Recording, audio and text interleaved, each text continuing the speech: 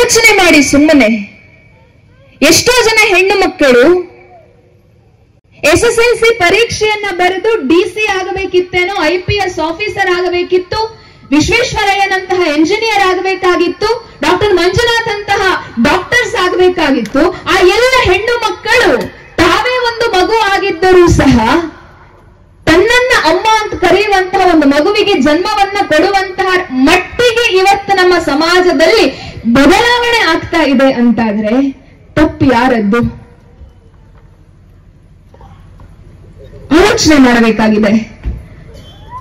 ತಪ್ಪು ಮಕ್ಕಳದ್ದ, ತಪ್ಪು ಹೆತ್ತವರದ್ದ, ಅಥವಾ ತಪ್ಪು ಸಮಾಜದ್ದ?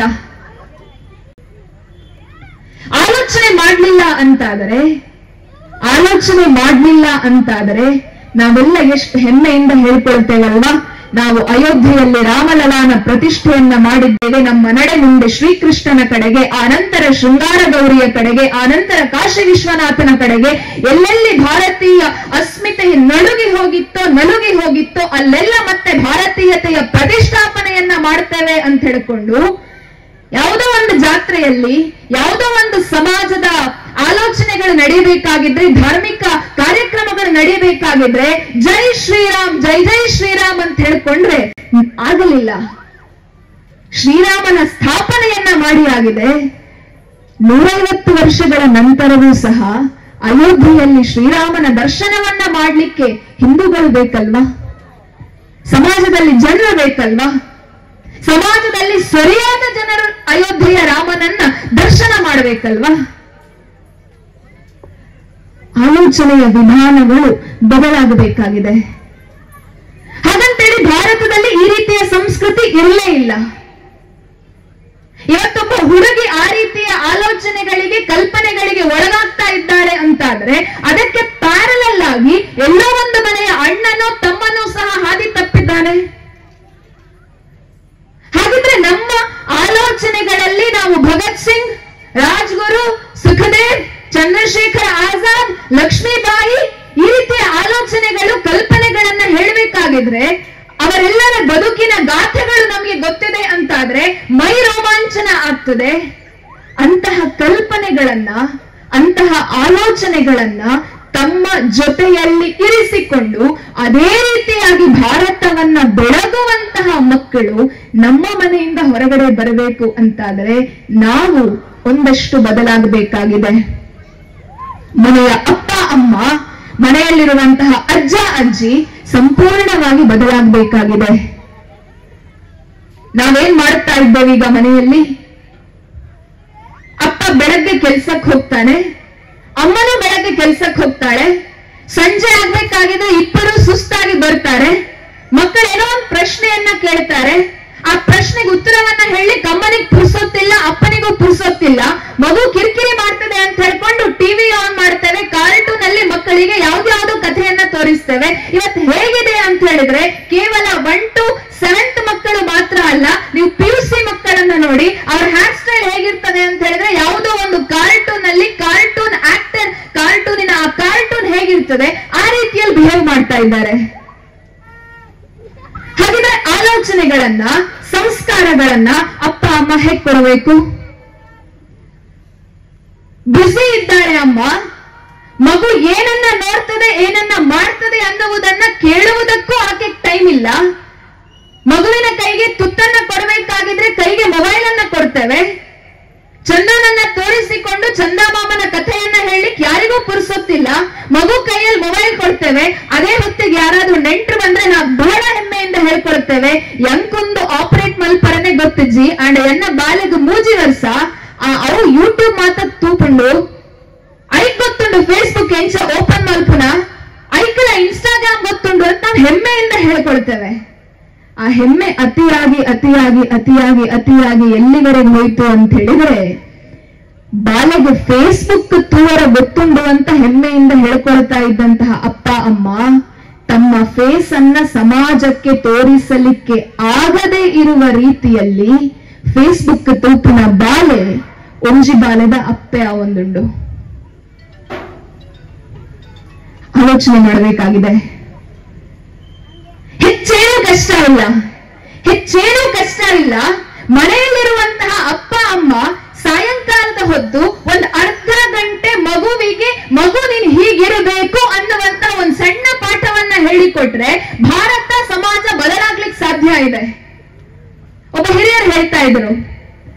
ಹತ್ರ ಯಾರೋ ಕೇಳಿದ್ರಂತೆ, ಇವತ್ತಿನ ಮಕ್ಕಳು ಸರಿ ಇಲ್ಲ ಅಂತ. ಜೋಕುಲು ಸರಿ ಇಜ್ಜೇರು ಇವರಿಗೂ ಸಹ ಅನ್ನಿಸ್ತಂತೆ, ಹೌದಲ್ವಾ, ಮಕ್ಕಳು ಯಾರು ಹೇಳಿದ ಮಾತನ್ನ ಕೇಳುವುದಿಲ್ಲ, ಮಕ್ಕಳಿಗೆ ಯಾವ ರೀತಿಯಲ್ಲಿ ಬೆಳಿಬೇಕು, ಹಿರಿಯರ ಜೊತೆಯಲ್ಲಿ ಯಾವ ರೀತಿಯಲ್ಲಿ ವರ್ತನೆ ಮಾಡಬೇಕು ಅನ್ನುವುದರಂತಹ ಕಲ್ಪನೆಯೇ ಇಲ್ಲ, ಹಾಗಿದ್ರೆ ಜೋಕುಲೆ ಸರಿ ಇಲ್ಲ ಅಂತ ಹೇಳುವ ಆಲೋಚನೆಗೆ ಅವ್ರು ಬಂದ್ರು. ಹೀಗೆ ಅವರ ತಲೆಯಲ್ಲಿ ಅದೇ ಆಲೋಚನೆ ಇರಬೇಕಾಗಿದ್ರೆ ಅವರೊಂದ್ಸರ್ತಿ ಬೆಂಗಳೂರಿಗೆ ಹೋದ್ರಂತೆ. ಬೆಂಗಳೂರಿನಲ್ಲಿ ಅವ್ರಿಗೆ ತೀರಾ ಪರಿಚಯ ಇದ್ದಂತ ಒಬ್ಬ ಹುಡುಗಿಯನ್ನ ಬೀದಿಯಲ್ಲಿ ರೋಡಲ್ಲಿ ಬರ್ತಾ ಇರಬೇಕಾಗಿದ್ರೆ ಸೈಡಲ್ಲಿ ನೋಡಿದ್ರಂತೆ. ಬಹಳ ಏನ್ ಹೇಳುವಂತಹದ್ದು, ಬಹಳ ಸಂಪ್ರದಾಯವಾದಂತಹ ಮನೆತನದಿಂದಂತಹ ಬಂದಂತಹ ಹುಡುಗಿ ಆಕೆ. ಮದುವೆ ಮಾಡಿ ಆಕೆಯನ್ನ ಕೊಟ್ಟ ನಂತರ ಬೆಂಗಳೂರಿನಲ್ಲಿ ಸೆಟಲ್ ಆಗಿದ್ಲು. ಈ ಅಜ್ಜನಿಗೆ, ಈ ಹಿರಿಯರಿಗೆ ಆ ಹುಡುಗಿಯನ್ನ ನೋಡ್ಬೇಕಾಗಿದ್ರೆ ಬಹಳ ಖುಷಿ ಅಂತ ಅನ್ನಿಸ್ತಂತೆ. ಅಂದ್ರೆ ಬೆಂಗಳೂರಿನಲ್ಲಿ ಹೋಗಿ ಸಹ ಚೂಡಿದಾರ ಹಾಕೊಂಡು ಬೀದಿಯಲ್ಲಿ ಓಡ್ತಾ ಇದ್ದಾಳೆ ಅಂತ. ಕುತ್ತಿಗೆ ಎಲ್ಲ ಉದ್ದವಾದಂತಹ ಏನೋ ಒಂದಿತ್ತು. ಅಜ್ಜನಿಗಾಗ್ಲೂ ಖುಷಿ ಆಯ್ತಂತೆ. ಈಗ ಫ್ಯಾಷನ್ ಹೆಸರಿನಲ್ಲಿ ಗಂಡ ಕಟ್ಟಿದಂತಹ ಕರಿಮಣಿ ಗಂಡ ಇರಬೇಕಾಗಿದ್ರೆ ತೆಗಿತಾರೆ. ಈ ಹುಡುಗಿ ಬೆಂಗಳೂರಿಗೆ ಬಂದ್ರು ಸಹ ಸಂಸ್ಕಾರಯುತವಾಗಿ ಬೆಂಗಳೂರಿನಲ್ಲಿ ಇದ್ದಾಳೆ ಅಂತ ಹೇಳ್ಕೊಂಡು ಭಾರಿ ಖುಷಿಯಾಗಿ ಆ ಹುಡುಗಿ ಆ ಕಡೆ ಹೋಗ್ಬೇಕಾಗಿದ್ರೆ ಕಾಲ್ ಮಾಡಿ, ನಿಲ್ಲಮ್ಮ ನಾನು ಇಲ್ಲೇ ಇದ್ದೇನೆ, ನಿನ್ನನ್ನು ನೋಡಿದ್ದೇನೆ ಅಂತ ಹೇಳ್ತಾರಂತೆ. ಆ ಹುಡುಗಿ ಬರ್ತಾಳೆ. ಆ ಹಿರಿಯರಿಗೆ ಅನ್ನಿಸ್ತದಂತೆ, ನಾನು ಈ ಹುಡುಗಿ ಬಗ್ಗೆ ಎಷ್ಟು ತಪ್ಪು ಕಲ್ಪನೆಯನ್ನ ಇಟ್ಕೊಂಡಿದ್ದೆ ಅಂತ. ಅಜ್ಜ ಹತ್ತಿರದೆಲ್ಲ ನೋಡ್ಬೇಕಾಗಿದ್ರೆ ಆ ಹೆಂಗಸಿನ ಕುತ್ತಿಗೆಯಲ್ಲಿದ್ದದ್ದು ಕರಿಮಣಿಯಲ್ಲ, ಫೋನ್ ಅನ್ನ ಇಟ್ಕೊಳ್ಳಿಕ್ಕಿದ್ದಂತಹ ಒಂದು ಟ್ಯಾಗ್ ಬದಲಾಗಿದೆ. ಬಹುಶಃ ನನ್ನ ಜನರೇಷನ್ ವರೆಗೆ ಅಪ್ಪ ಅಮ್ಮ ಮಕ್ಕಳನ್ನ ದೇವಸ್ಥಾನಗಳಿಗೆ ಕರ್ಕೊಂಡು ಹೋಗ್ತಾ ಇದ್ರಾಯ್ತು. ಎಲ್ಲೋ ಒಂದು ಕಡೆಯಲ್ಲಿ ಮಗು ಎಡವಿ ಬೀಳಬೇಕಾಗಿದ್ರೆ ಎದ್ದು ನಿಲ್ಲಕ್ಕೆ ಮಗುವಿಗೊಂದು ಆಧಾರ ಬೇಕಿತ್ತು. ಅಲ್ಲಿ ಇಲ್ಲಿ ಮೆತ್ತಿಕೊಂಡಿದ್ದಂತಹ ಮಣ್ಣನ್ನ, ಚರ್ಮ ಕಿತ್ತು ಬಂದು ಬರ್ತಾ ಇದ್ದಂತಹ ರಕ್ತವನ್ನ ಒರೆಸಿಕೊಳ್ಳಿಕ್ಕೊಂದು ಬಟ್ಟೆ ಬೇಕಿತ್ತು. ಆ ಮಕ್ಕಳು ಎಡವಿ ಬಿದ್ದವರು ಅಳತಾ ಅಳತಾ ಆಧಾರಕ್ಕಾಗಿ ಮೇಲೆ ನೋಡಬೇಕಾಗಿದ್ರೆ ಆ ಹುಡುಗನನ್ನ, ಆ ಮಗುವನ್ನ ಕರೆದುಕೊಂಡು ಹೋಗಿದ್ದಂತಹ ತಾಯಿಯ ಹೆಗಲಿನಲ್ಲೊಂದು ಸೆರಗಿರುತ್ತಾ ಇತ್ತು. ಆ ಮಗುವಿಗೆ ಎದ್ದು ನಿಲ್ಲಿಕ್ಕೊಂದು ಆಧಾರ ಬೇಕು. ಆ ಅಮ್ಮನ ಸೆರಗನ್ನ ಹಿಡಿದುಕೊಂಡು ಆ ಮಗು ಎದ್ದು ನಿಲ್ತಾ ಇತ್ತು. ಮಗುವಿಗೆ ಅಲ್ಲಲ್ಲಿ ಮಣ್ಣು ಮೆತ್ತಿಕೊಂಡು ರಕ್ತ ಒಸರ್ತಾ ಇತ್ತು. ಅದನ್ನ ತೆಗಿಲಿಕ್ಕೆ ಅಮ್ಮನ ಸೆರಗು, ಅಮ್ಮನ ಕಾಟನ್ ಸೀರೆ ನಮಗೆಲ್ಲವೂ ಸಹ ಆಗಿತ್ತು. ಶೀತ ಆದ್ರೆ ಮೂಗನ್ನ ಒರೆಸ್ಲಿಕ್ಕೂ ಸಹ ಅಮ್ಮನ ಕಾಟನ್ ಸೀರೆಯ ಉಪಯೋಗ ಬರ್ತಾ ಇತ್ತು. ಮಗು ಹತ್ರ ಮುಖ ಒರೆಸ್ಲಿಕ್ಕೂ ಅದೇ ಕಾಟನ್ ಸೀರೆ, ಮಗುವಿಗೆ ರಕ್ತ ಬಂದ್ರೆ ಅದನ್ನ ಒರೆಸ್ಲಿಕ್ಕೂ ಅದೇ ಕಾಟನ್ ಸೀರೆ ಅಮ್ಮಂದಾಗಿತ್ತು. ಆದ್ರೆ ಇವತ್ತು ಸಮಾಜ ಬದಲಾಗಿದೆ. ಅಮ್ಮ ಇದ್ದವಳು ಯಾವಾಗ ಮಾಡರ್ನ್ ಮಮ್ಮಿ ಆದ್ಲು, ಸಮಾಜವೂ ಬದಲಾಯಿತು, ಸಂಸ್ಕಾರವೂ ಬದಲಾಯಿತು, ಮಕ್ಕಳು ಬದಲಾದ್ರು. ಹಾಗಿದೆ ತಪ್ಪು ಯಾರದ್ದು? ಜೋಕಲ್ ಸರಿ ಇದ್ಯಾ ಅಥವಾ ಮನೆಯಲ್ಲಿರುವಂತಹ ಅಪ್ಪ ಅಮ್ಮ ಸರಿ ಇಲ್ವಾ? ಪ್ರಶ್ನೆಯನ್ನ ಕೇಳುವುದಕ್ಕೆ ನಾನು ತುಂಬಾ ಚಿಕ್ಕವಳು. ಆದ್ರೂ ಸಹ ಈ ಪ್ರಶ್ನೆಯ ಅಗತ್ಯ ಮತ್ತು ಅನಿವಾರ್ಯತೆ ನಮ್ಮ ಸಮಾಜಕ್ಕಿದೆ. ಇವತ್ತು ಬದಲಾದಂತಹ ಸಮಾಜ ಹೇಗಿದೆ ಅಂತ ಹೇಳಿದ್ರೆ, ನಮ್ಮ ಎಲ್ಲರ ಕನಸು, ಸಹಜವಾಗಿಯೇ ಕನಸಿರುವಂತಹದ್ದು, ಒಂದ್ ಮನೆಯಲ್ಲಿ ಅಕ್ಕನಿಗೆ ಅಥವಾ ಅಮ್ಮನಿಗೆ ಪ್ರೆಗ್ನೆನ್ಸಿ ರಿಪೋರ್ಟ್ ಪಾಸಿಟಿವ್ ಬಂದ ಕೂಡಲೇ ಮಕ್ಕಳಿಗೆ LKG ಎಲ್ಲಿ ಹಾಕಬೇಕು ಮತ್ತೆ ಎಷ್ಟು ದುಡ್ಡು ಬೇಕು ಅಂತ ಆಲೋಚನೆ ಮಾಡ್ತೇವೆ. ತಪ್ಪಿಯಾಗಿ ಒಂದು ಸಲ ಮಗುವಿಗೆ ರಾಮಾಯಣದ ಕಥೆಯನ್ನ ಎಷ್ಟೊತ್ತಿಗೆ ಹೇಳಬೇಕು, ಕೃಷ್ಣನ ಕಥೆಯನ್ನ ಎಷ್ಟೊತ್ತಿಗೆ ಹೇಳಬೇಕು, ಮಗುವನ್ನ ನಾವು ಯಾವ ರೀತಿಯಲ್ಲಿ ಸಮಾಜಕ್ಕೆ ಒಳಿತಾಗುವ ರೀತಿಯಲ್ಲಿ ಬೆಳೆಸಬೇಕು ಅನ್ನುವಂತಹ ಆಲೋಚನೆ ತಪ್ಪಿಯೂ ಸಹ ಅಪ್ಪ ಅಮ್ಮನ ಮನಸ್ಸಿಗೆ ಬರುವುದಿಲ್ಲ. ಬರುವಂತಹದ್ದೆಲ್ಲ ಲೆಕ್ಕಾಚಾರ. ಈಗ ನಾವು ಆ ಮಗುವಿನ LKGಯಲ್ಲಿ ಒಂದು 50,000 ಇನ್ವೆಸ್ಟ್ ಮಾಡಿದ್ರೆ, ಆ ಮಗುವಿಗೆ PUC ಯಲ್ಲಿ ಒಂದು 10 ಲಕ್ಷ ಇನ್ವೆಸ್ಟ್ ಮಾಡಿದ್ರೆ, ಆ ನಂತರ ಮೆಡಿಕಲ್, JEO, IITಯೋ, IISCಯೋ ಅಥವಾ ಯಾವುದೋ ಒಂದು ಎಂಜಿನಿಯರಿಂಗ್ ಕಾಲೇಜಿಗೋ ವರ್ಷಕ್ಕೆ 4 ಲಕ್ಷದ ಹಾಗೆ 4 ವರ್ಷಕ್ಕೆ ಒಂದು 16 ರಿಂದ 30 ಲಕ್ಷದವರೆಗೆ ಇನ್ವೆಸ್ಟ್ ಮಾಡಿದ್ರೆ, ಆ ಹುಡುಗನಿಗೆ ಕ್ಯಾಂಪಸ್ ಇಂಟರ್ವ್ಯೂ ಆಗುತ್ತೆ, ಕ್ಯಾಂಪಸ್ ಸೆಲೆಕ್ಷನ್ ಆಗುತ್ತೆ, ಕ್ರೋರ್ಸ್ ಅಲ್ಲಿ ಆತ ವರ್ಷಕ್ಕೆ ಅರ್ನ್ ಮಾಡ್ತಾನೆ. ನಮಗೆಲ್ಲ ಹೇಳಲಿಕ್ಕೆ ಆಗ್ತದಲ್ವಾ, ಯಾನ ಕೊಂಪದ ಹೊಡೆದು ಪಿದಾಯಿ ಪೋತಜ್ಜಿ ಎನ್ನ ಮಗೆ ಅಮೇರಿಕಾಡೊಲ್ಲೆ. ತಪ್ಪಲ್ಲ, ತಪ್ಪಲ್ವೇ ಅಲ್ಲ, ನಾನು ತಪ್ಪು ಅಂತ ಹೇಳುವುದಿಲ್ಲ. ಪ್ರತಿಯೊಬ್ಬನ ಕನಸು ಸಹ ನಮ್ಮ ಮಕ್ಕಳು ಶ್ರೇಷ್ಠವಾಗಿ ಬೆಳಿಬೇಕು ಅನ್ನುವಂತಹದ್ದೇ ಕನಸು. ಮಕ್ಕಳನ್ನ ನಾವು ಎಲ್ಲಿಗೆ ಬೇಕಿದ್ರೂ ಕಳಿಸ್ಲಿ, ಆದರೆ ನಾವು ಕೊಡುವಂತಹ ಸಂಸ್ಕಾರ ಹೇಗೆ ಹೇಗಿರಬೇಕು ಅಂತ ಹೇಳಿದ್ರೆ, ಮೊನ್ನೆ ಒಬ್ಬ ಅಡ್ವೊಕೇಟ್ ಒಂದು ಸ್ಟೋರಿ ಹೇಳಿದ್ರು. ಒಂದ್ ದೊಡ್ಡ ಫ್ಲಾಟ್, ಒಂದ್ ದೊಡ್ಡ ಅಪಾರ್ಟ್ಮೆಂಟ್, ಅದ್ರ ಒಂದ್ ದೊಡ್ಡ ಫ್ಲಾಟ್, 3 ಬೆಡ್ರೂಮ್ ಫ್ಲಾಟ್. ಇದ್ದದ್ದೊಬ್ಬ ಅಜ್ಜ ಅಜ್ಜಿ 2 ವರ್ಷದ ಹಿಂದೆ ಮಕ್ಕಳು ಅವರನ್ನ ಬಿಟ್ಟು ಎಲ್ಲರೂ ಹಾರು ಹೋಗ್ತಾರೆ. ಅಜ್ಜಿ ಸಾಯ್ತಾಳೆ, ಅಂದ್ರೆ ಹೆಂಡತಿ ಸಾಯ್ತಾಳೆ.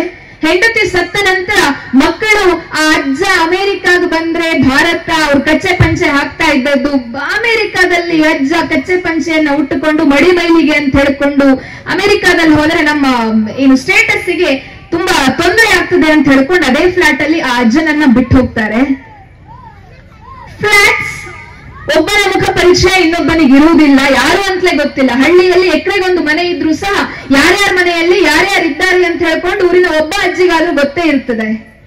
ಫ್ಲಾಟ್ ಅಲ್ಲಿ ಗೊತ್ತಾಗ್ಲಿಲ್ಲ. ಆ ಅಜ್ಜ ಹೊರಗಡೆ ಬರುವಂತಹದ್ದು, ಒಳಗಡೆ ಹೋಗುವಂತಹದ್ದು ಯಾರು ಅಬ್ಸರ್ವ್ ಮಾಡ್ಲಿಲ್ಲ.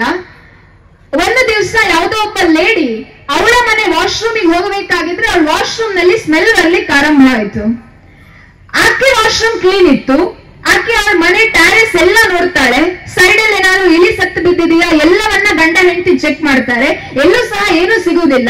ಪಕ್ಕದ ಮನೆಯವ್ರ ಹತ್ರ ಕೇಳ್ತಾರೆ. ಸೊ ಆ ಒಂದು ಲೈನ್ ನಲ್ಲಿ ಎಷ್ಟೆಲ್ಲ ವಾಶ್ರೂಮ್ ಇತ್ತು, ಆ ಎಲ್ಲರ ವಾಶ್ರೂಮ್ ನಲ್ಲಿ ಸಹ ಒಂದು ಸ್ಮೆಲ್ ಬರ್ಲಿಕ್ಕೆ ಆರಂಭ ಆಗ್ತದೆ. ಕಡೆಯ ಅಂದ್ರೆ ಮೇಲಿನ ಫ್ಲೋರ್ ನಲ್ಲಿ ಆ ಅಜ್ಜ ಇರ್ತಾರೆ. ಹಾಗಿದ್ರೆ ಈ ಅಜ್ಜನ ಮನೆಯಲ್ಲ ಏನೋ ಸತ್ತಿರಬೇಕು ಅಂತ ಹೇಳ್ಕೊಂಡು ಬಾಗಿಲು ಬಡಿತಾರೆ. ಬಾಗಿಲು ಓಪನ್ ಆಗುದಿಲ್ಲ. ಸೆಕ್ಯೂರಿಟಿ ಹತ್ರ ಹೇಳ್ಬೇಕಾಗಿದ್ರೆ ನಾನು ಅವರನ್ನ ನೋಡದೆ ತುಂಬಾ ದಿವಸ ಆಯ್ತು, ಆದ್ರೆ ಅಷ್ಟೇನು ಅಬ್ಸರ್ವ್ ಮಾಡ್ಲಿಲ್ಲ ಅಂತ ಹೇಳಿದ್ರು. ಬಾಗಿಲು ಬಡಿಬೇಕಾಗಿದ್ರೆ ಇಲ್ಲ, ಚಿಲ್ಕ ಒಳಗಡೆಯಿಂದ ಲಾಕ್ ಆಗಿದೆ. ಮನೆಯವರಿಗೆ ಕಾಲ್ ಮಾಡಿದ್ರು, ಫ್ಲಾಟ್ ಅಪಾರ್ಟ್ಮೆಂಟ್ ಮ್ಯಾನೇಜ್ಮೆಂಟ್ನವರು.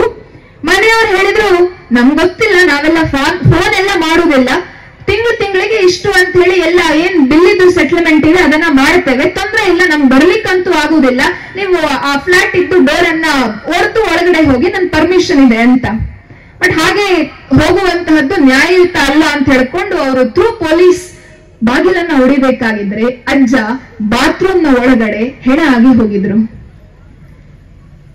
ಮತ್ತೆ ವಾಪಸ್ ಕಾಲ್ ಮಾಡ್ಬೇಕಾಗಿದ್ರೆ ಆ ಮಕ್ಕಳು ಹೇಳ್ತಾರೆ ನಮ್ಗೀಗ ಬರ್ಲಿಕ್ಕೆ ಪುರ್ಸೊತ್ತಿಲ್ಲ, ಇಲ್ಲಿಂದ ಅಲ್ಲಿಗೆ ಬರಬೇಕು ಅಂತಾದ್ರೆ ಫ್ಲೈಟ್ ಟಿಕೆಟ್ಸ್ ಬುಕ್ ಮಾಡಬೇಕು, ನಮಗದ್ ಸಾಧ್ಯ ಇಲ್ಲ. ಅಲ್ಲಮ್ಮ ಯಾರಾದ್ರೂ ರಿಲೇಟಿವ್ ಇದ್ ನಾನು ತಿಳಿಸ್ತೇನೆ, ಅವ್ರು ಬರ್ತಾರೆ, ಅವ್ರ ಹೆಣವನ್ನ ತಗೊಂಡು ಹೋಗ್ತಾರೆ, ದುಡ್ಡು ಹಾಕ್ತೇವೆ, ಕೆಲಸ ಮಾಡ್ತಾರೆ, ಅಷ್ಟೊಂದು ಮಾಡಿಬಿಡಿ ಅಂತ ಹೇಳ್ಕೊಂಡು ಪೊಲೀಸಿಗೆ ಅವ್ರ ಮಾತನ್ನ ಹೇಳ್ತಾರೆ. ಅದೇ ಅಜ್ಜ ತನ್ನ ಯೌವನದಲ್ಲಿ ತನ್ನ ಮಕ್ಕಳನ್ನ ಅಮೆರಿಕ ಕಳಿಸ್ಬೇಕಾಗಿದ್ರೆ ಎಷ್ಟು ಜನ ರಿಲೇಟಿವ್ಸ್ ಹತ್ರ, ಎಷ್ಟು ಜನ ಊರವರ ಹತ್ರ ಎನ್ನ ಮಗೆ ಅಮೆರಿಕ ಹೋಗಂದಿಲ್ಲ ಅಂತ ಹೇಳ್ಕೊಂಡು ಖುಷಿಯಿಂದ ಹೇಳ್ತಾ ಇದ್ದಿರಲಿಲ್ಲ. ಆದ್ರೆ ತನ್ನ ಕಡೆಯ ಕಾಲದಲ್ಲಿ ಯಾವಾಗ ಅವನಿಗೆ ಮಗ ಸೊಸೆ ಮೊಮ್ಮಕ್ಕಳು ಅನ್ನುವಂತಹ ಪ್ರೀತಿಯ ಅವಶ್ಯಕತೆ ಇತ್ತು, ಆ ವಯಸ್ಸಿನಲ್ಲಿ ಯಾವ ಅಪ್ಪನಿಗೂ ಸಹ ದುಡ್ಡು ಬೇಕಾಗಿಲ್ಲ, ಸಂಪತ್ತು ಬೇಕಾಗಿಲ್ಲ, ಮೃಷ್ಟಾನ್ನ ಭೋಜನ ಬೇಕಾಗಿಲ್ಲ, ಮಗ ಒಂದು ಲೋಟ ಗಂಜಿ ಕೊಟ್ಟರು ಸಹ ಅವನಿಗೆ ಸಾಕು, ಮಗನ ಒಂದು ಪ್ರೀತಿಯ ಮಾತು, ಸೊಸೆಯ ಒಂದು ಪ್ರೀತಿಯ ಮಾತು ಇದ್ರೆ ಸಾಕು. ಆ ಮಾತು ಸಿಗಲಿಲ್ಲ. ಕಡೆಯದಾಗಿ ಎಲ್ಲವನ್ನ ಕೊಟ್ಟಂತಹ ಅಪ್ಪನಿಗೆ ಕೊನೆಯ ಬಾರಿಗೆ ಗಂಗಾಜಲವೂ ಇರಲಿಲ್ಲ. ಯಾರಿಗೂ ಬೇಡದ ಶವವಾಗಿ ಆತ ವಾಶ್ರೂಮ್ ಒಳಗಡೆ ಸಿಗ್ತಾನೆ ಅಂತಾದ್ರೆ ಮಕ್ಕಳನ್ನ ಶಿಕ್ಷಣ ಕೊಡುವುದು ತಪ್ಪಲ್ಲ, ಶಿಕ್ಷಿತರನ್ನಾಗಿ ಮಾಡುವುದು ತಪ್ಪಲ್ಲ, ಯಾವುದೋ ವಿದೇಶಗಳಿಗೆ ಕಳಿಸಿಕೊಂಡು ಅಲ್ಲಿ ಜಾಬ್ ನೋಡ್ಕೊಳ್ಳಿ, ಸೆಟಲ್ ಆಗ್ಲಿ ಅನ್ನುವಂತಹ ಭಾವನೆಯೂ ತಪ್ಪಲ್ಲ. ಆದರೆ ನಾವು ಕೊಡುವಂತಹ ಸಂಸ್ಕಾರದ ಬೇರು ಮತ್ತು ಅಪ್ಪ ಅಮ್ಮನ ಪ್ರೀತಿಯ ಬೇರು, ಅದರ ಆಳ ಎಷ್ಟಾಗಿರ್ಬೇಕು ಅಂತ ಹೇಳಿದ್ರೆ ನಾಳೆ ದಿವಸ ಅಪ್ಪನಿಗಾಗಿಯೋ ಅಮ್ಮನಿಗಾಗಿಯೋ ಎಲ್ಲವನ್ನ ತ್ಯಜಿಸಿಯೂ ಸಹ ಆತ ಬರ್ಲಿಕ್ಕೆ ಸಿದ್ಧನಾಗುವಂತಹ ಸಂಸ್ಕಾರವನ್ನ ನಾವು ಕೊಡ್ತೇವೆ ಅಂತಾದರೆ ಭಾರತದ ಯಾವ ಮನೆಯೂ ಸಹ ವೃದ್ಧಾಶ್ರಮ ಆಗ್ಲಿಕ್ಕೆ ಸಾಧ್ಯವೇ ಇಲ್ಲ. ಇವತ್ತು ಹಳ್ಳಿಗಳು ವೃದ್ಧಾಶ್ರಮ ಆಗ್ತಾ ಇದೆ. ಎಲ್ಲವನ್ನ ನೋಡಿದಾಗ ಕೊನೆಯಲ್ಲಿ ನಮಗೆ ಸಿಗುವಂತಹ ಉತ್ತರ ಮತ್ತದೇ ಭಾರತೀಯ ಮೌಲ್ಯಗಳ ಕೊರತೆ. ಎಷ್ಟು ಅದ್ಭುತವಾಗಿ ಭಾರತದ ಮೌಲ್ಯಗಳನ್ನ ಜಗತ್ತು ಇವತ್ತು ಗಮನಿಸ್ತಾ ಇದೆ ಅಂತ ಹೇಳಿದ್ರೆ, ಸುಮ್ನೆ ಭಾರತವನ್ನ ಯಾವ ದೇಶವೂ ಜಗದ್ಗುರು ಅಂತ ಹೇಳಲಿಲ್ಲ. ಹಿಟ್ಲರ್ನ ರೀತಿಯಲ್ಲಿ ಜಗತ್ತಿನ ದೇಶಗಳ ಎದುರುಗಡೆಯಲ್ಲಿ ದಂಡೆತ್ತಿ ಭಾರತ ಹೋದದ್ದಕ್ಕಾಗಿ ಭಾರತವನ್ನ ಜಗದ್ಗುರು ಅಂತ ಕರೆಯಲಿಲ್ಲ. ಈ ಹೊತ್ತಿನವರೆಗೂ ಸಹ ಭಾರತ ತಾನಾಗಿ ಯಾವ ರಾಷ್ಟ್ರದ ಮೇಲೆ ದಾಳಿ ಮಾಡಲಿಲ್ಲ, ತನ್ನ ಮೇಲೆ ದಾಳಿ ಮಾಡಿದವರನ್ನ ಬಿಟ್ಟು ಬಿಡ್ಲಿಲ್ಲ. ಅಂತಹ ಭಾರತವನ್ನ ಜಗದ್ಗುರು ಭಾರತ ಅಂತ ಹೇಳಿ ಕರೆದದ್ದು ಯಾವ್ಯಾವುದಕ್ಕಾಗಿಯೋ ಅಲ್ಲ, ಭಾರತದ ಸಂಸ್ಕೃತಿಗಾಗಿ, ಭಾರತದ ಸಾಂಸ್ಕೃತಿಕ ಆಲೋಚನೆಗಳಿಗಾಗಿ. ಎಷ್ಟು ಅದ್ಭುತವಾದಂತಹ ಮೌಲ್ಯಗಳನ್ನ ಅಮ್ಮ ತನ್ನ ಬದುಕಿನಿಂದ ಕೊಡ್ತಾ ಇದ್ಲಾಯ್ತು. ನನಗೆ ಯಾರಿಗೂ ಸಹ ಅಮ್ಮ ನೀನ್ ಹೀಗ್ ಮಾಡು ಅನ್ನುವುದನ್ನ ಹೇಳ್ಕೊಡ್ಲೇ ಇಲ್ಲ. ಅಮ್ಮ ತಾನು ಬದುಕಿದರು, ಅಮ್ಮನನ್ನ ನೋಡಿ ನಾವು ಕಲ್ತೆವು. ಎಷ್ಟು ಅದ್ಭುತವಾಗಿತ್ತು ಆಗಿನ ಕಾಲದ ಅಮ್ಮ ಅಂತ ಹೇಳಿದ್ರೆ, ಇವತ್ತಿನ ನಾವುಗಳು ಬೆಳಗ್ಗೆ ಹೇಳ್ತೇವೆ, ಬೆಳಗ್ಗೆ ಎದ್ದಾಗ ನಮಗೆ ಮೊದಲಿಗೆ ನಾವೇನ್ ನೋಡುವುದು ಅಂತ ಹೇಳಿದ್ರೆ ವಿಜ್ಞಾನ ಹೇಳ್ತದೆ ಮೊಬೈಲ್ ಅನ್ನ ನೋಡುವಂತದ್ದು ಕಡಿಮೆ ಮಾಡಿ ಕಣ್ಣು ಹಾಳಾಗತ್ತೆ ಅಂತ. ಆದ್ರೆ ಇವತ್ತು ನಮಗೆ ನಾವು ನಮ್ಮ ಕಣ್ಣನ್ನ ತೆರೆದು ಜಗತ್ತನ್ನ ದಿನದ ಮೊದಲ ಬಾರಿಗೆ ನೋಡ್ಬೇಕಾಗಿದ್ರೆ ನಾವು ಕಣ್ಣು ಮುಚ್ಚಿಕೊಂಡೆ ನಮ್ ಬೆಡ್ ಅಲ್ಲಿ ತೆರಕಾಡ್ತೇವೆ. ನಿನ್ನೆ ರಾತ್ರಿ ಯಾರಿಗೋ ಗುಡ್ ನೈಟ್ ಅಂತ ಹೇಳ್ಕೊಂಡು ಸೆಂಡ್ ಮಾಡಿದಂತಹ ಮೆಸೇಜ್ ಮಾಡಿದಂತಹ ಮೊಬೈಲ್ ಎಲ್ಲಿದೆ ಅಂತ ಹುಡುಕ್ತೇವೆ. ವಾಸ್ತವ ಅಮ್ಮ ಅದನ್ನೇ ಮಾಡ್ತಾ ಇದ್ದಾಳೆ. ಅಮ್ಮನನ್ನ ನೋಡ್ತಾ ನೋಡ್ತಾ ನೋಡ್ತಾ ನೋಡ್ತಾ ಮಗುವು ಅದೇ ಕಲ್ತ್ಬಿಟ್ಟಿದೆ. ಆದ್ರೆ ಒಂದ್ಸರ್ತಿ ಹಿಂದೆ ತಿರುಗಿ ನಮ್ಮಮ್ಮಂದಿರು ಏನ್ ಮಾಡ್ತಾ ಇದ್ರು ಅನ್ನುವುದನ್ನ ನೋಡ್ಕೊಳ್ಳಿ. ಅಮ್ಮನಿಗೂ ಮೊಬೈಲ್ ಇತ್ತು, ಆದ್ರೆ ಅಮ್ಮ ಅಥವಾ ನಮ್ಮ ಮನೆಯಲ್ಲಿರುವಂತಹ ಅಜ್ಜಿ ಇವತ್ತಿಗೂ ಸಹ ಬೆಳಗ್ಗೆ ಎದ್ದ ಕೂಡಲೇ ಎಂಕ ಮಗಕ್ಕ ಗುಡ್ ಮಾರ್ನಿಂಗ್ ಮೆಸೇಜ್ ಸೆಂಡ್ ಮಲ್ಪಡು ಅಂತ ಹೇಳ್ಕೊಂಡು ಮೊಬೈಲ್ ಅನ್ನ ಹುಡುಕುವುದಿಲ್ಲ. ಬದಲಾಗಿ ದಿನದ ಮೊದಲ ಬಾರಿಗೆ ಆಕೆ ಜಗತ್ತನ್ನ ನೋಡಬೇಕಾಗಿದ್ರೆ, ಸೂರ್ಯನನ್ನ ನೋಡಬೇಕಾಗಿದ್ರೆ, ಬೆಳಗಾಗಿ ನಾನೆದ್ದು ಯಾರ್ಯಾರ ನೆನೆಯಲ್ಲಿ ಎಳ್ಳು ಜೀರಿಗೆ ಬೆಳೆಯೋಳ ಭೂತಾಯಿ ಎದ್ದೊಂದು ಗಳಿಗೆ ನೆನೆದೇನ ಅಂತ ಹೇಳ್ಕೊಂಡು ಪಾದಸ್ಪರ್ಶಂ ಕ್ಷಮಸ್ವಮಿ ಅಂತ ಹೇಳ್ಕೊಂಡು ನೆಲ ಮುಟ್ಟಿ ನಮಸ್ಕಾರ ಮಾಡ್ತಾಳೆ. ಕೈಯೆರಡನ್ನ ಉಜ್ಜಿ ಕಣ್ಣಿಗೆ ಒತ್ತಿಕೊಂಡು ಜಗತ್ತನ್ನ ಮೊದಲ ಬಾರಿಗೆ ನೋಡ್ತಾಳೆ. ಆ ರೀತಿಯ ಬದುಕನ್ನು ನಾವಿವತ್ತು ಬದುಕ್ತಿದ್ದೇವಾ? ನಾಳೆ ದಿವಸ ಒಬ್ಬ ಅದ್ಭುತ ವ್ಯಕ್ತಿಯ ಜನ್ಮ ಜಯಂತಿಯನ್ನ ನಾವು ಆಚರಣೆ ಮಾಡ್ತಾ ಇದ್ದೇವೆ. ಕೊಂಪದವಿನಲ್ಲಿ ಕೂತಿರುವಂತಹ ನಮಗೂ ಸಹ ಆ ವ್ಯಕ್ತಿಯ ಹೆಸರನ್ನ ಹೇಳಬೇಕಾಗಿದ್ರೆ ಮೈ ರೋಮಾಂಚನ ಆಗ್ತದೆ. ಎಷ್ಟು ಅದ್ಭುತವಾದಂತಹ ಹುಡುಗ ಅಂತ ಹೇಳಿದ್ರೆ ಒಂದ್ ಕಥೆ ಇದೆ ಆತನ ಬಗ್ಗೆ. ಅದು ಜನಪದ ಕಥೆಯೋ ಏನೋ ನನಗೆ ಗೊತ್ತಿಲ್ಲ, ಆದ್ರೆ ಅನೇಕ ಕಡೆಗಳಲ್ಲಿ ನಾನು ಕೇಳಿರುವಂತಹ, ನಾನು ಓದಿರುವಂತಹ ವ್ಯಕ್ತಿಯ ಬಗ್ಗೆ, ಆ ವ್ಯಕ್ತಿಯನ್ನ ವಿಶ್ಲೇಷಿಸುವಂತಹ ಕುರಿತಾಗಿ ಒಂದು ಅದ್ಭುತವಾದಂತಹ ಕಥೆ ಇದೆ. ನಾಳೆ ದಿವಸ ಯಾವ ಹುಡುಗ, ಯಾವ ವ್ಯಕ್ತಿ ತನ್ನ ಜನ್ಮ ಜಯಂತಿಯನ್ನ ಆಚರಣೆ ಮಾಡ್ಲಿಕ್ಕಿದ್ದಾನೆ, ಆ ವ್ಯಕ್ತಿ ತುಂಬಾ ಚಿಕ್ಕದಾಗಿರ್ಬೇಕಾಗಿದ್ರೆ ಅಮ್ಮ ದಿನಾಲು ತುತ್ತನ್ನ ಉಣಿಸ್ತಾ ಇದ್ಲಂತೆ. ಆ ತುತ್ತನ್ನ ತಿನ್ಬೇಕಾಗಿದ್ರೆ ಆ ಹುಡುಗನಿಗೆ ಅನ್ನಿಸ್ತದಂತೆ, ಈ ಮಗು ನಾನು ದೊಡ್ಡವನಾದ ನಂತರ ಈ ಅಮ್ಮನಿಗೆ ಏನಾದ್ರೂ ಕೊಡಬೇಕಲ್ವಾ ಅಂತ. ದಿನ ಬೆಳಗ್ಗೆ ನನಗೆ ಎಬ್ಬಿಸ್ತಾಳೆ, ಸ್ನಾನ ಮಾಡಿಸ್ತಾಳೆ, ದೇವರ ಹತ್ರ ಕರ್ಕೊಂಡು ಹೋಗ್ತಾಳೆ, ದೇವಸ್ಥಾನಕ್ಕೆ ಕರ್ಕೊಂಡು ಹೋಗ್ತಾಳೆ, ಮಗು ನೀನ್ ಯಾವ ರೀತಿಯಲ್ಲಿ ಬದುಕಬೇಕು ಅಂತ ಹೇಳಿಕೊಡ್ತಾಳೆ, ನನಗಾಗಿ ಊಟ ಪ್ರಿಪೇರ್ ಮಾಡ್ತಾಳೆ, 3 ಹೊತ್ತು ಬಾಯಿಗೆ ಕೊಡ್ತಾಳೆ, ಚಂದದ ಪ್ಲೇಸ್ ಗಳಿಗೆಲ್ಲ ಕರ್ಕೊಂಡು ಹೋಗ್ತಾಳೆ, ನನಗೆ ಬೇಕಾದಂತಹ ಶಾಸ್ತ್ರಾಭ್ಯಾಸ ಎಲ್ಲವನ್ನ ಸಹ ಮಾಡಿಸ್ತಾಳೆ. ಇಂತಹ ಅಮ್ಮನಿಗೆ ನಾನು ಏನಾದ್ರೂ ಗಿಫ್ಟ್ ಕೊಡ್ಬೇಕಲ್ಲ ಅಂತ ಆ ಹುಡುಗನಿಗೆ ಅನ್ನಿಸ್ತದಂತೆ. ತುತ್ತನ್ನ ಕೊಡ್ಬೇಕಾಗಿದ್ರೆ ಒಂದ್ ದಿವ್ಸ ಆ ಹುಡುಗ ಅಮ್ಮನ ಹತ್ರ ಕೇಳ್ತಾನಂತೆ, ಅಮ್ಮ ನಿಮ್ಮ ಆಸೆ ಏನು, ನಿಮಗೆ ಜೀವನದಲ್ಲಿ ಏನ್ ಬೇಕು ಅಂತ. ಬಹುಶಃ ನಾವಾಗ್ತಿದ್ರೆ ಹೇಳ್ತಿದ್ವಾ ಏನ, ಚಿನ್ನಕ್ಕೆ ರೇಟ್ ತುಂಬಾ ಇದೆ, ಸೊ ನನಗೆ ಒಂದು ಪವನ್ ಅದು ಒಂದು ಹಾರ ಮಾಡಿಸ್ಕೊಡು ಅಂತ ಹೇಳಿ ಏನಾದ್ರೂ ಕೇಳುತ್ತಾ ಇದ್ವೋ ಏನೋ ಗೊತ್ತಿಲ್ಲ. ಆದ್ರೆ ಆ ಅಮ್ಮನಿಗೆ ಚಿನ್ನ ಕೇಳಬಹುದಾಗಿತ್ತು, ಎಲ್ಲ ಆಸ್ತಿ ಸಂಪತ್ತು ಎಲ್ಲವನ್ನ ಕೇಳಬಹುದಾಗಿತ್ತು. ಆದ್ರೆ ಆ ಅಮ್ಮ ತನ್ನ ಪುಟ್ಟ ಮಗು ಹತ್ರ ಹೇಳ್ತಾಳಂತೆ, ಮಗು ನೀನ್ ಇನ್ನು 6-7 ವರ್ಷದ ಸಾಮಾನ್ಯ ಹುಡುಗ, ನನ್ನ ಹತ್ರ ನಿನಗೇನ್ ಬೇಕು ಅಂತ ಹೇಳಿ ಕೇಳ್ತಾ ಇದ್ದೀಯಲ್ವಾ, ನಿನ್ನಿಂದ ನೆರವೇರಿಸ್ಲಿಕ್ಕೆ ಸಾಧ್ಯವಾ ಅಂತ. ಆ ಹುಡುಗ ಹೇಳ್ತಾನೆ, ಅಮ್ಮ ತುತ್ತನ್ನ ಕೊಡಬೇಕಾಗಿದ್ರೆ ನೀನು ಹೇಳಿದ್ದು ರಾಮ ಯಾವ ರೀತಿಯಲ್ಲಿ ರಾಕ್ಷಸರ ಸಂಹಾರ ಮಾಡಿದ ಅಂತ. ಅಮ್ಮ ತುತ್ತನ್ನ ನೀನು ಕೊಡಬೇಕಾಗಿದ್ರೆ ಕೃಷ್ಣ ಯಾವ ರೀತಿಯಲ್ಲಿ ಅಧರ್ಮದ ನಾಶಕ್ಕಾಗಿ, ಧರ್ಮದ ಸಂಸ್ಥಾಪನೆಗಾಗಿ ಮತ್ತೆ ಮತ್ತೆ ಸೃಜಾಮ್ಯಹಂ ಅಂತ ಹೇಳಿಕೊಂಡು ಮತ್ತೆ ಮತ್ತೆ ಭಾರತದಲ್ಲಿ ನಾನು ಹುಟ್ಟಿಕೊಂಡು ಬರ್ತೇನೆ, ಅಧರ್ಮದ ನಾಶವನ್ನ ಮಾಡ್ತೇನೆ, ಧರ್ಮದ ಉತ್ಥಾನವನ್ನ ಮಾಡ್ತೇನೆ ಅನ್ನುವಂತಹ ಕಲ್ಪನೆಯನ್ನ ಕೃಷ್ಣ ಹೇಳಿದ್ದಾನೆ. ಅಂತಹ ಕೃಷ್ಣನ ನಾಡಿನಲ್ಲಿ ನೀನು ಹುಟ್ಟಿದ್ದಿ ಅನ್ನುವಂತಹ ಕಥೆಯನ್ನ ಪ್ರತಿನಿತ್ಯ ಹೇಳ್ತಾ ಇದ್ದೀಯ ಆಯ್ತಮ್ಮ. ನನ್ನ ರಕ್ತದಲ್ಲಿ ಹರಿಯುವಂತಹದ್ದು ಅದೇ ಕೃಷ್ಣನ ರಕ್ತ, ಅದೇ ರಾಮನ ರಕ್ತ, ಅದೇ ರಾಮಕೃಷ್ಣನ ಪರಂಪರೆಯಲ್ಲಿ ಬಂದಂತಹ ನಾನಮ್ಮ. ನನ್ನನ್ನ ನೀನ್ ತೀರಾ ಸಣ್ಣವನು ಅಂತ ತಿಳ್ಕೊಳ್ಬೇಡ, ನಿನಗೆ ಏನಾಗಬೇಕು ಅಂತ ಹೇಳ್ತಾನೆ. ಅಮ್ಮ ಇನ್ನು ಮಗುವನ್ನ ಇಲ್ಲಿ ಹಿಡ್ಕೊಂಡ್ಲಿಕ್ಕೆ ಸಾಧ್ಯ ಇಲ್ಲ ಅಂತ ಹೇಳ್ಕೊಂಡು ನೇರವಾಗಿ ಹೊರಗಡೆ ಕರ್ಕೊಂಡು ಹೋಗ್ತಾಳೆ. ಎದುರುಗಡೆಯಲ್ಲಿ ಒಂದು ದೊಡ್ಡದಾದಂತಹ ಒಂದು ಪರ್ವತ ಇರ್ತದಂತೆ. ಆ ಪರ್ವತದಲ್ಲಿ ಒಂದು ಧ್ವಜ ಹಾರಾಡ್ತಾ ಇರ್ತದೆ. ಅಮ್ಮ ಕೇಳ್ತಾಳೆ, ಮಗು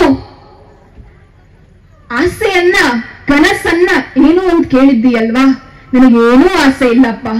ನನಗೆ ಚಿನ್ನ ಬೇಕು, ನನಗೆ ಗಂಡನ ಜೊತೆಯಲ್ಲಿಯೇ ಇರಬೇಕು ಸದಾಕಾಲ. ಸೊ ನಾನು ನೀನು ಮತ್ತೆ ವಾಪಸ್ ಗಂಡನ ಬಳಿ ಹೋಗುವ ಆ ಆಲೋಚನೆಗಳಿಲ್ಲ. ಗಂಡ ಕೆಲಸ ಮಾಡ್ತಾನೆ, ಮಕ್ಕಳನ್ನ ನೋಡಿಕೊಳ್ಳುವಂತಹ ಜವಾಬ್ದಾರಿ ನನ್ನದು. ನನಗೆ ಆಸ್ತಿ ಸಂಪತ್ತು ಹಣ ಚಿನ್ನ ಇದ್ಯಾವುದು ಬೇಡ ಕಣಪ್ಪ. ಎದುರುಗಡೆಯಲ್ಲಿರುವಂತಹ ಪರ್ವತದ ಮೇಲೆ ನಿನಗೇನ್ ಕಾಣಿಸ್ತಾ ಇದೆ ಅಂತ ಹೇಳ್ತಾಳೆ. ಹುಡುಗ ಮೇಲ್ಗಡೆ ನೋಡ್ತಾನೆ. ಅಮ್ಮ ಕಥೆ ಹೇಳಿದ ನೆನಪಿರತ್ತೆ. ಮೇಲ್ಗಡೆ ಒಂದು ಮೊಘಲ್ ಧ್ವಜ ಹಾರಾಡ್ತಾ ಇರ್ತದೆ. ಆ ಹುಡುಗ ಹೇಳ್ತಾನಂತೆ, ಅಮ್ಮ ನೀನು ರಾಮನ ಕಥೆಯನ್ನ ಕೃಷ್ಣನ ಕಥೆಯನ್ನ ಹೇಳಬೇಕಾಗಿದ್ರೆ ಯಾವ ಧ್ವಜ ಭಾರತದಲ್ಲಿ ಹಾರಾಡ್ತಾ ಇತ್ತು ಅಂತ ಹೇಳಿದ್ಯಾಯ್ತು, ಆ ಧ್ವಜ ಅಲ್ಲಿಲ್ಲ ಅಮ್ಮ. ಅಂತಹ ಭಾರತದ ಎಲ್ಲ ರಾಜ ಪರಂಪರೆಗಳನ್ನ ಅಳಿಸಿ ಹಾಕಿದಂತಹ ಮೊಘಲರ ಧ್ವಜ ಅಲ್ಲಿದೆ ಅಮ್ಮ ಅಂತ ತಲೆ ತಗ್ಗಿಸಿಕೊಂಡು ಹೇಳ್ತಾನೆ. ಆಗ ಅಮ್ಮ ಹೇಳುವಂತಹದ್ದು ಒಂದೇ ಮಾತು, ಮಗು ನನಗೆ ಬೇರೆ ಯಾವ ಕನಸೂ ಇಲ್ಲ, ಯಾವ ರಾಜ್ಯ ಸಂಪತ್ತಿನ ಆಸೆಯೂ ಇಲ್ಲ. ನನಗಿರುವಂತಹದ್ದು ಒಂದೇ ಒಂದು ಆಸೆ. ಆ ಆಸೆ ಏನು ಅಂತ ಹೇಳಿದ್ರೆ, ನಾನು ನಾಳೆ ಯಾವತ್ತೋ ಒಂದ್ ದಿವಸ ಸಾಯಲೇಬೇಕು.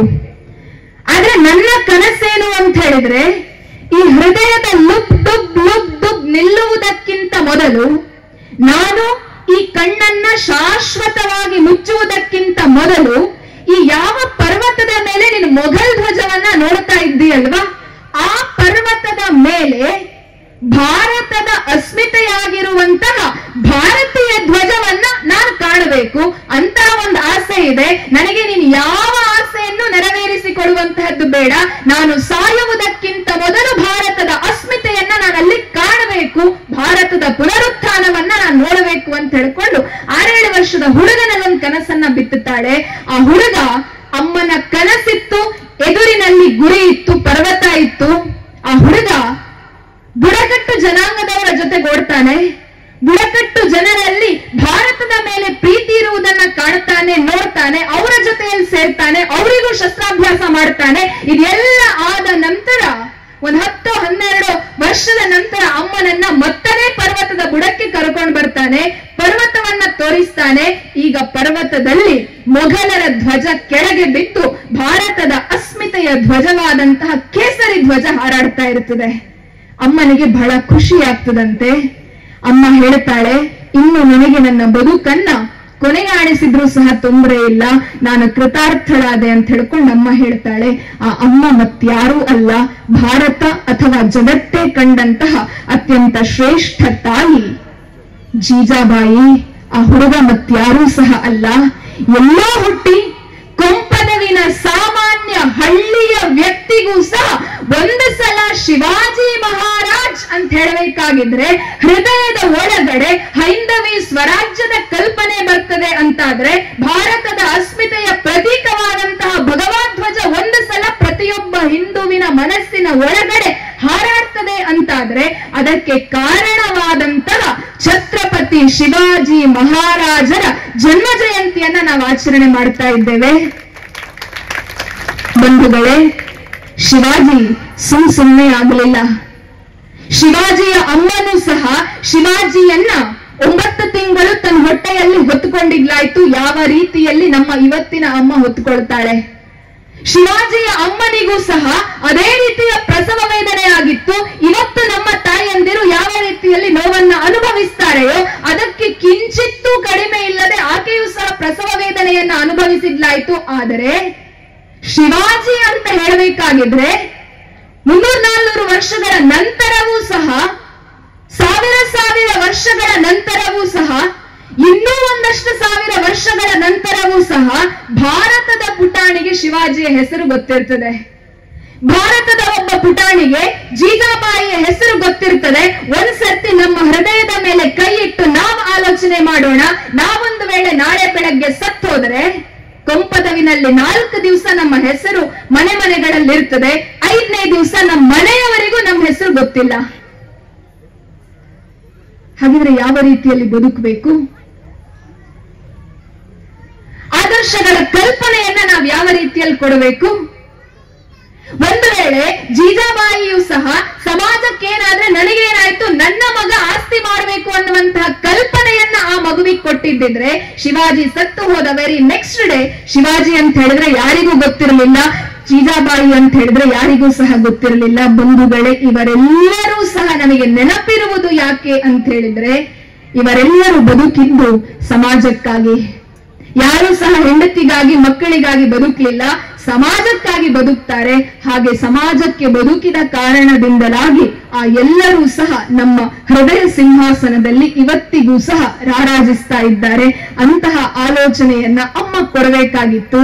ಆದ್ರೆ ಅಮ್ಮ ಇವತ್ತು, ಅಮ್ಮನೂ ರೀಲ್ಸ್ ಅಲ್ಲಿ ಬ್ಯುಸಿ ಆಗಿದ್ದಾಳೆ, ಮಗುವು ರೀಲ್ಸ್ ನಲ್ಲಿ ಬ್ಯುಸಿ ಆಗಿದೆ. ರೀಲ್ಸ್ ನೋಡ್ತಾ ನೋಡ್ತಾ ನೋಡ್ತಾ ಬದುಕಿನ ಉದ್ದೇಶವನ್ನೇ ನಾವು ಮರೆತು ಹೋಗಿದ್ದೇವೆ. ಜೀಜಾಬಾಯಿ ರಾತ್ರಿಯ ಹೊತ್ತಿನಲ್ಲಿ ಕಥೆಗಳನ್ನ ಹೇಳದೆ ಇರ್ತಾ ಇದ್ದಿದ್ರೆ ಆ ಮಗು ಶಿವಾಜಿ ಆಗ್ತಾ ಇರಲಿಲ್ಲ. ಇವತ್ ನಾವು ನಮ್ಮ ಮನೆ ಮಕ್ಕಳಿಗೆ ಕಥೆಯನ್ನ ಹೇಳ್ತೇವೆ. ಎಂತಹ ಕಥೆ ಅಂತ ಹೇಳಿದ್ರೆ, ನಾವು ಯಾವ್ದಾವ್ದೋ ರಿಯಾಲಿಟಿ ಶೋಗಳನ್ನ ಸಾಯಂಕಾಲದ ಹೊತ್ತಿಗೆ ನೋಡ್ತೇವೆ. ಆ ಮಕ್ಕಳನ್ನ ಆ ರಿಯಾಲಿಟಿ ಶೋಗಳ ಎದುರಿನಲ್ಲಿ ಕೂತ್ಕೊಳಿಸಿಕೊಂಡು ಮಗು ಬಾಲೆ ಈಗ ಇಂಚನೆ ಆವಡು ಅಂತ ಹೇಳ್ತೇವೆ. ತಪ್ಪು ಅಂತ ಒಂದ್ಸಗಿ ನಾನು ಹೇಳ್ತಾ ಇಲ್ಲ, ಆದ್ರೆ ಒಂದು ಪ್ರಶ್ನೆ ಬರುವಂತಹದ್ದು, ಅದು ಎಷ್ಟೋ ರಿಯಾಲಿಟಿ ಶೋಗಳಲ್ಲಿ ಒಂದು ಹುಡುಗ ಒಂದು ಹುಡುಗಿಯನ್ನ ಇಟ್ಟುಕೊಂಡು ಅವರಿಬ್ಬರಿಗೆ ಸಂಬಂಧವನ್ನ ಕಟ್ಟಿಕೊಂಡು ಆಂಕರ್ ಮಾತಾಡಬೇಕಾಗಿದ್ರೆ ನಾವು ಅದನ್ನ ಎಂಜಾಯ್ ಮಾಡ್ತೇವೆ. ಇವತ್ತಿನವರೆಗೆ ನಾವು ಯಾರನ್ನು ಸಹ ಪ್ರಶ್ನಿಸಲಿಲ್ಲ. ನಮ್ಮ ಸಂಸ್ಕೃತಿಯಲ್ಲಿ ಹೆಂಡತಿಯ ಹೊರತಾಗಿ ಯಾರ ಜೊತೆಗೆ ಕಟ್ಟಿಕೊಡುವಂತಹ ಪರಿಪಾಠವೇ ಇಲ್ಲ. ಆದ್ರೆ ಇವತ್ತು ಸಣ್ಣ ಸಣ್ಣ ಮಕ್ಕಳಿಗೆ ಟಿಆರ್ಪಿಯನ್ನ ಹೆಚ್ಚಿಸುವುದಕ್ಕಾಗಿ ಚಾನೆಲ್ಗಳು ಭಾರತೀಯ ಸಂಸ್ಕೃತಿಯನ್ನ ಯಾವ ಕಡೆಗೆ ತೆಗೆದುಕೊಂಡು ಹೋಗ್ತಾ ಇದೆ, ಮತ್ತು ಅದೇ ಸಂಸ್ಕೃತಿಯನ್ನ ನಮ್ಮ ಮನೆಯ ಒಳಗಡೆ ನಾವಿವತ್ತು ತೆಗೆದುಕೊಂಡು ಹೋಗ್ತಾ ಇದ್ದೇವೆ. ಆಲೋಚನೆ ಮಾಡಬೇಕಾಗಿದೆ, ಬದಲಾಗಬೇಕಾದದ್ದು ಯಾರು? ಇಷ್ಟೆಲ್ಲ ಕೆಲಸವನ್ನ ಮಾಡಬೇಕಾಗಿದ್ರೆ ಹೆಚ್ಚೇನೂ ಗೊತ್ತಿಲ್ಲ, ಅರ್ಧ ಗಂಟೆ ಸಾಕು. ಆ ಅರ್ಧ ಗಂಟೆ ಹೇಗಿರಬೇಕು ಅಂತ ಹೇಳಿದ್ರೆ, ಬಹುಶಃ ನಿಮ್ಮೆಲ್ಲರ ಮನೆಗಳಲ್ಲೂ ಸಹ ನೀವು ಇದನ್ನ ಮಾಡ್ತೀರಾ. ಆದ್ರೆ ಹೆಚ್ಚಿನ ಮನೆಗಳಲ್ಲಿ ಇವತ್ತು ಹೇಗಾಗಿದೆ ಅಂತ ಹೇಳಿದ್ರೆ, 7 ರಿಂದ 7:30 ಹೊತ್ತಿಗೆ ದೇವರಿಗೆ ದೀಪವನ್ನ ಇಟ್ಟು ಪೂಜೆ ಮಾಡಬೇಕಾಗಿತ್ತು. ಆದ್ರೆ 7 ಗಂಟೆಗೆ ಯಾವುದೋ ಒಂದು ಸೀರಿಯಲ್ ನಲ್ಲಿ ಯಾರೋ ಒಬ್ರು ಮನೆ ಬಿಟ್ಟು ಹೋಗಿದ್ದಾಳೆ, ಆ ಮನೆ ಬಿಟ್ಟು ಹೋದವಳಂತಹ ಮನೆ ಸರಿ ಉಂಟಾ ಇಲ್ವಾ ಅಂತ ಹೇಳ್ಕೊಂಡು ನೋಡಬೇಕು ಅಂತ ಹೇಳಿ ನಮಗೆ ಕುತೂಹಲ. ನಾವೇನ್ ಮಾಡ್ತೇವೆ, ಆ ಗ್ಯಾಪ್ ಅಲ್ಲಿ ಆಡ್ ಇದ್ದು ಗ್ಯಾಪ್ ಅಲ್ಲಿ ಒಂದ್ 5 ನಿಮಿಷ ಗ್ಯಾಪ್ ಇದ್ರೆ ಒಂದು ಕಾಲನ್ನ ಟಿವಿ ರೂಮ್ ನಲ್ಲಿ ಇಡ್ತೇವೆ, ಇನ್ನೊಂದು ಕಾಲನ್ನ ದೇವರ ಕೋಣೆಯಲ್ಲಿ ಇಡ್ತೇವೆ, ದೀಪ ಹಚ್ತೇವೆ. ಆ ಹಚ್ಚಿದಂತಹ ದೀಪದಲ್ಲಿ ದೀಪ ಮಾತ್ರ ಉರಿತಾ ಇದೆಯಾ ಅಥವಾ ದೇವರ ಕೋಣೆಯೇ ಹೊತ್ತಿ ಹೋಗ್ತಾ ಇದೆಯಾ ಅನ್ನುವಂತಹ ಆಲೋಚನೆಯೂ ಸಹ ಮಾಡುವುದಿಲ್ಲ. ಇಲ್ಲಿ ಆಡ್ ಮುಗೀತು ಅಂತಾದ್ರೆ ಮತ್ತೆ ನಾವು ಸೀರಿಯಲ್ ಬಂದು ಸ್ಟಿಕ್ ಆನ್ ಆಗ್ತೇವೆ. ಆಲೋಚನೆ ಮಾಡಬೇಕಾದಂತಹ ವಿಚಾರಗಳು. ಕಡೆಯದಾಗಿ ಮಾತನ್ನ ಮುಗಿಸುವುದಕ್ಕಿಂತ ಮುಂಚೆ ಇಲ್ಲಿರುವಂತಹ ಪ್ರತಿಯೊಬ್ಬ ಬಂಧುವಿಗೂ ಸಹ ನಾನು ಕೇಳುವಂತಹ ಒಂದು ಸಿಂಪಲ್ ಆದಂತಹ ಪ್ರಶ್ನೆ, ಒಂದಲ್ಲ ಬಹುಶಃ 2-3 ಆಗ್ಬಹುದು. ಸಿಂಪಲ್ ಆದಂತಹ ಪ್ರಶ್ನೆ, ನಾನು ಕಾಣಿಸೋದಿಲ್ಲ ಇಲ್ಲಿ ಎಲ್ಲರೂ, ಆದ್ರೆ ನೀವೆಲ್ಲರೂ ಸಹ ಪ್ರಾಮಾಣಿಕವಾಗಿ ಉತ್ತರವನ್ನ ಕೊಡ್ತೀರಿ ಅಂತ ಹೇಳ್ಕೊಂಡು ನಂಬಿದ್ದೇನೆ. ಇಲ್ಲಿ ಎಷ್ಟು ಜನರ ಹತ್ತಿರ ಆಂಡ್ರಾಯ್ಡ್ ಫೋನ್ ಸೆಟ್ ಇದೆ? ಸುಮ್ಮನೆ ಒಂದು ಹ್ಯಾಂಡ್ ರೈಸ್ ಮಾಡಿ. ಆಂಡ್ರಾಯ್ಡ್ ಅಂತ ಹೇಳಿದ್ರೆ ವಾಟ್ಸ್ಆಪ್, ಫೇಸ್ಬುಕ್ ಎಲ್ಲ ಯೂಸ್ ಮಾಡ್ತೇವಲ್ಲ, ಅಂತಹ ಆಂಡ್ರಾಯ್ಡ್ ಸೆಟ್ ಎಷ್ಟು ಜನರಲ್ಲಿದೆ? ಬಹುಶಃ ಪ್ರಶ್ನೆಯೇ ಅಪ್ರಸ್ತುತ, ಎಲ್ಲರ ಹತ್ರವೂ ಇದೆ. ಸರಿ, ಆ ಆಂಡ್ರಾಯ್ಡ್ ಫೋನ್ ಸೆಟ್ಟಿಗೆ ಎಷ್ಟು ಜನ ಫ್ಲಿಪ್ ಕವರ್ ಅನ್ನ, ಬ್ಯಾಕ್ ಕವರ್ ಅನ್ನ, ಗೊರಿಲ್ಲಾ ಗ್ಲಾಸ್ ಗಳನ್ನ, ಸ್ಕ್ರೀನ್ ಸೇವರ್ ಗಳನ್ನ ಹಾಕಿದ್ದೀರಾ? ಈ ಯಾವ್ದ್ರಲ್ಲಾದ್ರೂ ಒಂದಿದ್ರು ಸಾಕು. ಹಾಕಿದ್ದೇವಾ? ಬ್ಯಾಕ್ ಕವರ್ ಇದೆಯಾ? ಫ್ಲಿಪ್ ಕವರ್ ಇದೆಯಾ? ಗೊರಿಲ್ಲಾ ಗ್ಲಾಸ್ ಇದೆಯಾ? ಸ್ಕ್ರೀನ್ ಸೇವರ್ ಇದೆಯಾ? ಎಲ್ಲವೂ ಇದೆ. ಯಾಕೆ ಅಂತ ಹೇಳಿದ್ರೆ, ಎಲ್ಲಾದ್ರೂ ಗಾಡಿಯಲ್ಲಿ ಹೋಗಬೇಕಾಗಿದ್ರೆ, ಫೋನಲ್ಲಿ ಮಾತಾಡ್ತಾ ಇರುವಾಗ ಬ್ರೇಕ್ ಹಾಕಬೇಕಾಗಿದ್ರೆ ಕೈ ತಪ್ಪಿ ಫೋನ್ ಕೆಳಗಡೆ ಬಿದ್ರೆ, ಸ್ಕ್ರೀನಿಗೆ ಸ್ಕ್ರಾಚ್ ಆದ್ರೆ ಹೊಸ ಮೊಬೈಲ್ ತಗೊಳ್ಬೇಕು, ಇಲ್ಲದೆ ಇದ್ರೆ ಆ ಸ್ಕ್ರೀನಿಗೆ 10,000 ಕೊಟ್ಟು ಹೊಸ ಸ್ಕ್ರೀನ್ ಹಾಕಿಸ್ಕೊಳ್ಬೇಕು. ನಾವು ತುಂಬಾ ಸೆಲೆಕ್ಟ್ ಮಾಡಿಕೊಂಡು ಆ ಬ್ಯಾಕ್ ಸೈಡ್ ಕವರ್ ಹೇಗಿರಬೇಕು ಅಂತ ಹೇಳ್ಕೊಂಡು ಆಲೋಚನೆ ಮಾಡಿ ಮೊಬೈಲಿಗೆ ದುಡ್ಡು ಕೊಟ್ಟಿರ್ತೇವೆ. ಆ ಚಂದವಾಗಿರುವಂತಹ ನೀಲಿ ಕಲರ್ನ ಮೇಲೆ ಎಲ್ಲೋ ಮೊಬೈಲ್ ಕೆಳಗಡೆ ಬಿದ್ದು ಒಂದ್ ಸಣ್ಣ ಸ್ಕ್ರಾಚ್ ಆದ್ರೆ ಹೃದಯವೇ ಕೈಗೆ ಬಂದ ಹಾಗೆ ಮಾಡ್ತೇವೆ. ಮೊಬೈಲ್ ಕೊಟ್ಟಂತಹ ದುಡ್ಡೆಷ್ಟು? 10,000. 10,000ದಿಂದ ಸ್ಟಾರ್ಟ್. ಒಂದು ಆಪಲ್, ಐಫೋನ್ ಎಲ್ಲ ಇದ್ರೆ ಒಂದು ಲಕ್ಷ ರೇಂಜ್ ವರೆಗೆ ಹೋಗಬಹುದು. ಅದು ತಪ್ಪಿತ್ತು ಅಂತ ಹೇಳಿದ್ರೆ ಇವತ್ತು ಕೆಲವೊಂದು ಕಂಪನಿ ಫೋನ್ ನವರು ನಾವು ಫೋನ್ ತಗೊಳ್ಬೇಕಾಗಿದ್ರೆ 20,000 ಮೊಬೈಲ್ಗೆ ನೀವು ಪಾಲಿಸಿ ಮಾಡ್ತೀರಾ ಅಂತ ಕೇಳ್ತಾರೆ. ಅಂತಹ ಒಂದು ಸಿಸ್ಟಮ್ ಸಹ ಬಂದಿದೆ. ಬಂಧುಗಳೇ, ನಮ್ಮ ಕೈಯಲ್ಲಿರುವಂತಹ ಮೊಬೈಲಿಗೆ ರೇಟ್ ಪ್ರೈಸ್ 10 ರಿಂದ 1 ಲಕ್ಷ. ನಿಮ್ಮ ಮನೆ ಮಕ್ಕಳಿಗೆ ಬೆಲೆ ಎಷ್ಟು? ನಿಮ್ಮ ಮನೆಯಲ್ಲಿ ನಿಮ್ಮ ಹೊಟ್ಟೆಯಿಂದ ಹೊರಗಡೆ ಬಂದು ನೀವು ತೊಟ್ಟಿಲನ್ನ ತೂಗಿ ನಿಮ್ಮ ಹೊಸಿಲನ್ನ ದಾಟುವಂತಹ ಮಗುವಿನ ಬೆಲೆ ಎಷ್ಟು? ತುಂಬಾ ಜನ ತಾಯಿಂದ ತಲೆ ಅಲ್ಲಾಡಿಸ್ತಾ ಇದ್ದೀರಾ. Question is not valid. Teacher ಏನ್ ಹೀಗೆ ಕೇಳುತ್ತಾರೆ ಅಂತ. Yes, question is not valid. Question ಅಪ್ರಸ್ತುತ. ನಮ್ಮ ಮನೆಯ ಮಗುವಿಗೆ ಬೆಲೆಯನ್ನ ಕಟ್ಟಲಿಕ್ಕೆ ಯಾರಿಂದ ತಾನೇ ಸಾಧ್ಯ? ಅದು ನಮ್ಮ ಮಗು, ನಮ್ಮ ಮನೆಯ ಕುಡಿ, ನಮ್ಮ ಆ ಒಂದು ಪೀಳಿಗೆಯ ಮುಂದಿನ ಜನರೇಷನ್ ಆ ಮಗು. ಬಂಧುಗಳೇ, ಆಲೋಚನೆ ಮಾಡಿ, 10,000 ಇರುವಂತಹ ನಮ್ಮ ಮೊಬೈಲಿಗೂ ಸಹ ನಾವು ಸ್ಕ್ರೀನ್ ಗಾರ್ಡ್ ಅನ್ನ, ಬ್ಯಾಕ್ ಕವರ್ ಅನ್ನ ಹಾಕ್ತೇವೆ ಅಂತಾದರೆ, ನಾಳೆ ದಿವಸ ನಿಮ್ಮ ಮನೆಯ ಮಕ್ಕಳು ಕಾಲೇಜಿಗೆ ಹೋಗಬೇಕಾಗಿದ್ರೆ, ನಿಮ್ಮ ಮನೆಯ ಹೊಸಿಲನ್ನ ದಾಟಬೇಕಾಗಿದ್ರೆ ಆ ಮಗುವಿನ ದೇಹಕ್ಕೆ ಒಂದು ಫ್ಲಿಪ್ ಕವರ್ ಸರಿಯಾಗಿ ಇದೆಯಾ ಅನ್ನುವಂತಹ ಪ್ರಶ್ನೆಯನ್ನ ಹಾಕೊಳ್ಬೇಕಾಗಿದೆ. ಚಂದ ಅಂತ ಹೇಳ್ಕೊಂಡು, ಕ್ಯೂಟ್ ತೋಜಂಡ್ ಬಾಲ್ಯ ಅಂತ ಹೇಳ್ಕೊಂಡು ಸಣ್ಣ ಸಣ್ಣದಿರಬೇಕಾಗಿದ್ರೆ ನಾವು ಮಂಡಿಗಿಂತ ಮೇಲೆ ಇರುವಂತಹ ಬಟ್ಟೆಗಳನ್ನ ನಮ್ಮ ಹೆಣ್ಣು ಮಕ್ಕಳಿಗೆ ತೊಡಿಸಿಕೊಂಡು ಭಾರಿ ಚಂದ ಕಾಣ್ತದೆ ಅಂತ ಹೇಳ್ಕೊಂಡು ಆ ಮಗುವನ್ನ ನಾವು ನೋಡ್ತೇವೆ, ಪ್ರೀತಿಸ್ತೇವೆ.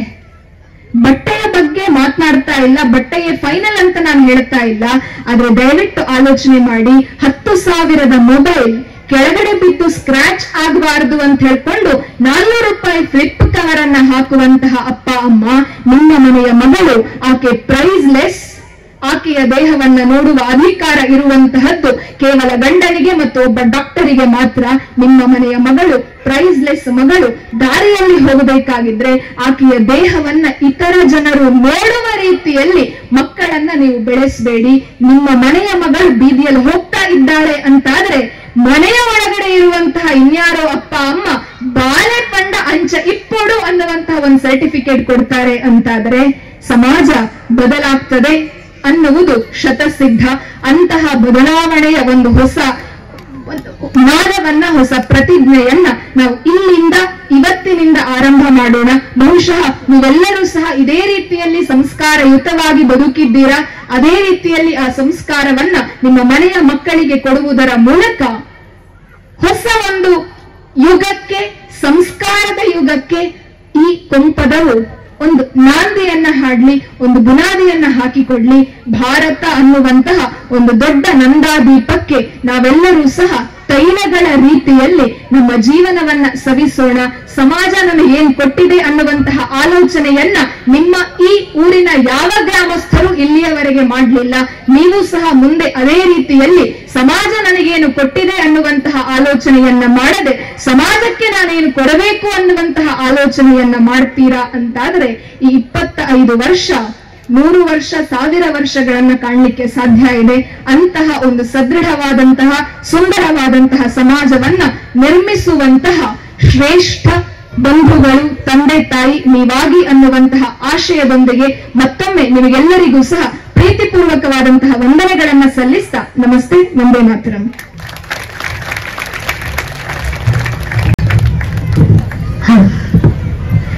ನಮಗೆಲ್ಲರಿಗೂ ಸಮಾಜದ ಬಗ್ಗೆ ಅರಿವು ಮೂಡಿಸಿ ಹಾಗೆ ಸಾಕಷ್ಟು ಮಾಹಿತಿಯನ್ನು ನೀಡಿದಂತಹ ಅಕ್ಷಯ ಗೋಖಲೆ ಇವರಿಗೆ ಮತ್ತೊಮ್ಮೆ ಧನ್ಯವಾದಗಳು.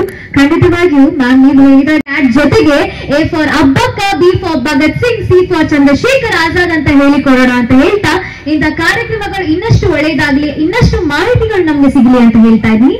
ಧನ್ಯವಾದಗಳು. ನಮ್ಮ ಈ ಚಾನೆಲ್ ಸಬ್ಸ್ಕ್ರೈಬ್ ಮಾಡದಿದ್ದವರು ಆದಷ್ಟು ಬೇಗ ಸಬ್ಸ್ಕ್ರೈಬ್ ಮಾಡಿ.